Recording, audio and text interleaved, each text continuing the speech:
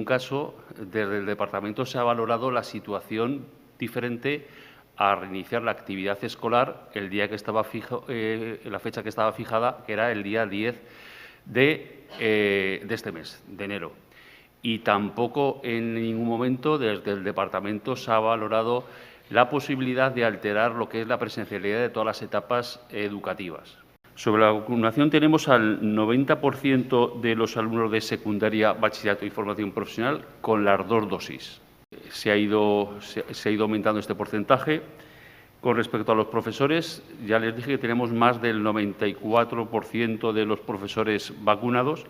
Es de prever que con respecto al trimestre anterior empecemos a tener algunas bajas de profesores por la COVID. Pues lo que vamos a hacer es un reforzamiento, un refuerzo del personal para sustituciones.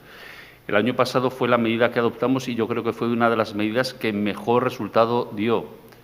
Los alumnos de educación infantil están en unidades estables de convivencia. Cuando se rompe la unidad estable de convivencia es cuando utilizan el comedor escolar.